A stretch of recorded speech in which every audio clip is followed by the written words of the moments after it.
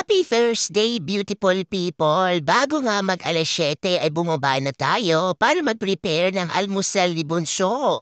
Nagbukas tayo ng isang pack ng bacon at eto nga ang kanyang ni-request.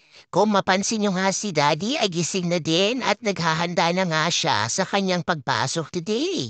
Kakain din si Daddy dahil ngayon nga ay meron siyang long day at kahapon ay nag-day off nga siya. Pagkasalang natin ng first batch ay binidyohan ko muna si Daddy at sumimangot na naman sa camera. Edi wow siopaw. Ipinaghanda ko rin siya ng kanyang baon na Lebanon bologna at naubusan na nga tayo ng provolone cheese pero caring-carry lang yan. Luto na nga ang first batch at isinalin ko na nga ang second batch ng ating bacon. Si Mama nga ay nag-breakfast din at meron pa tayong natirang homemade tapa kaya naman nag-init lang tayo ng bahaw kapartner ng ating black coffee. Ayun na nga ang ating swimmer, nag-aalmusal na siya, habang si Mama nga ay kumakain na din. Nakatayo muna tayo for today's video dahil patuloy pa rin ang kilos natin dito sa kitchen. Siyempre pa ini-enjoy natin ang almusal at hindi naman natin kailangang magmadali. Dahil bakasyon ng mga bata ay hindi tayo gumigising ng sobrang aga. Patuloy pa rin ang paghigop ni Mama ng kanyang black coffee dahil talaga namang coffee is life at meron nga din tayong busy day ngayong araw na ito. Kaya naman siguraduhin natin na hindi tayo papasok ng gutom. Pagkatapos mag-almusal ay nag-unload na rin ang mga clean dishes ang aking bunso. At ready na nga kaming pumunta sa kanyang early morning swim practice. Puspusa na talaga ang pagtitraining ng ating swimmer at siya nga ay magko-compete sa darating na Sabado. Pagdating nga namin bago mag-alas 8 ay nantay ko munang makapasok sa loob ng pool area ang aking anak. At si Mama nga ay nag-drive muna at nagtrabaho. Pagkatapos ko ngang magtrabaho ay pumunta na naman tayo sa tindahan at ang chicken thighs na ito ay naka-sale na nga. Less $5 lang sa halagang $3.50 ay nakakuha tayo ng isang pack kaya naman napathumbs up si Mama. Inilagay ko na rin yan sa individual ziplock at ilagay na natin yan sa freezer. Bumalik na tayo sa pagsundo kay JJ para nga siya iuwi sa bahay at nag-drive na si Mama papunta sa kanyang patient number 2.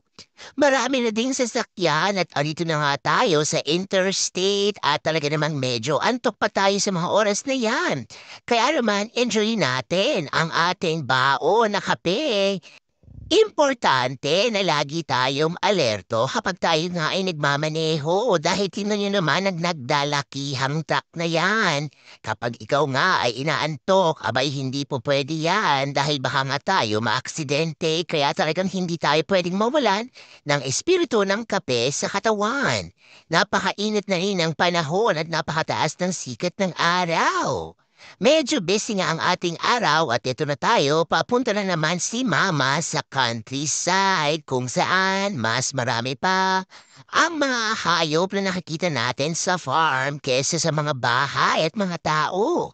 Isang napakalayong travel at nakakaboring nga ang drive. Pansinin nyo na wala na halos kabahay-bahay. Nagsuot na tayo ng ating batch at kinuha ko na nga ang aking computer at cellphone. Pagkatapos nating magtrabaho sa countryside ay umuwi na tayo at na-drive na nga si Mama papunta sa Kabiasnan at eto nga ang napakalaking college dito sa downtown Carlisle. Medyo traffic din kaya naman dahan-dahan lang ang ating patakbo.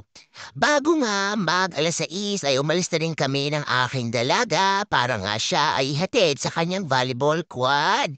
At talaga naman napaka-proud natin dahil napakaganda ng performance ng kanilang team kahit na nga hindi sila nagwagi. Ang aking dalaga nga ay patuloy pa rin sa pag-iensayo at nakaka-proud talaga na mas lalo pa siyang humusay.